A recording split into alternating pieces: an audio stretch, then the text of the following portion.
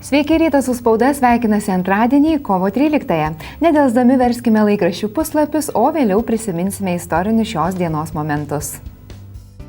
Prezidentei Daliai Grybauskaitei vakar nesutikus premjero Andriaus Kubiliaus teikimu atleisti vidaus reikalų ministro Raimundo Palaičio, nuo valdančiųjų konservatorių nusisuko partneriai. Nors Liberalų ir Centro sąjungos bei Liberalų sąjūdžio vadovai ir toliau deklaruoja dirbsantys vyriausybėje, tačiau sako nepritarsiantis ministro galimai interpeliacijai. Parlamentinės frakcijos nepritarė ir Seimo pirmininkės iniciatyvai skelbti pirmalaikius Seimo rinkimus. Apie susidariusią situaciją plačiau skaitykite Respublikoje.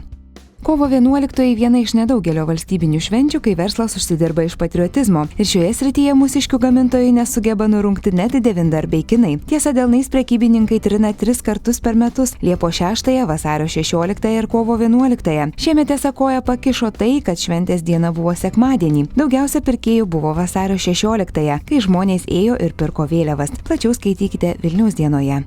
Verslo žinios rašo, nors per pastaruosius 2 metus Lietuva patobulino savo elektroninės valdžios paslaugas ir šiemet gavo daugiau nei anksčiau Jungtinių tautų sudaromo šios srities indekso taškų, atsiliekame praktiškai nuo visų prioritetinio šiaurės regiono valstybių. Elektroninės valdžios plėtros šių metų rikiuotėje Lietuva užėmė 29 vietą pasaulyje. Verslas ir patys valdininkai komentuoja, kad tai senų vienos krypties neturėjimo problemų išdava.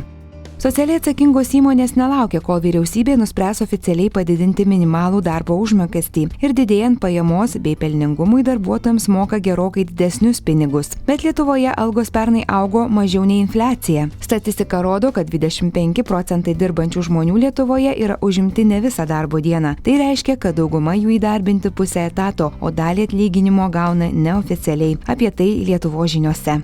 Lietuvos vardą pasaulyje garsinanti operos primadona Violeta Urmanavičiūtė Urmana kovo 17 dieną vėl pradžiugins klasikinės muzikos gurmanus ir jos talento gerbėjus. Lietuvos nacionalinėme operos ir baleto teatre ji dalyvaus atliekant nemirtingąjį Giuseppės Verdžio rekviem. Ir tai bene paskutinė proga išgirsti solistę dainuojančią soprano partiją, nes ji pranešė grįžtanti į mezzosoprano partijos repertuarą. Plačiau apie solistės sėkmę ir planus skaitykite Respublikoje.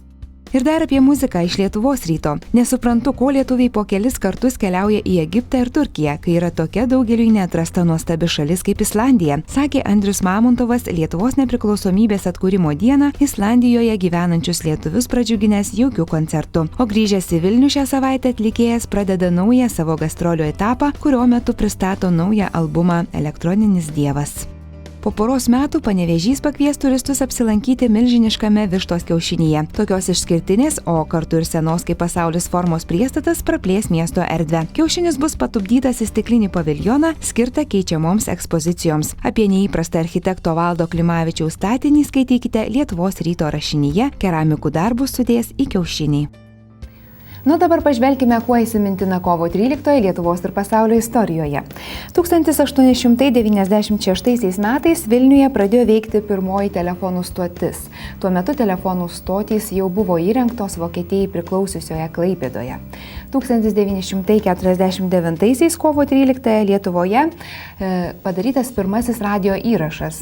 Aktorius ir režisierius Borisas Dauguvietis skaitė Aleksandro Puškino kūrybos ištraukas. O astronomijos pasaulyje kovo 13 1781 buvo įsimintina tuo, jog vokiečių kilmės anglų astronomas seras Williamas Herschelis savo teleskopais atrado 7-ąją Saulės sistemos planetą Uraną. Už šį atradimą Londono karališkoji draugija Heršelį apdovanojo aukso medaliu. Ir dar viena data. Turbūt daugelis kelionės mėgėjų yra pabuvoję viename didžiausio Europoje Paryžiaus Šarlio de Golio oro uoste. Prezidento vardu pavadintas oro uostas atidarytas būtent kovo 13 1974. Tai tiek šiandien darbingo vis labiau pavasarėjančio antradienio. Likite su 5 TV.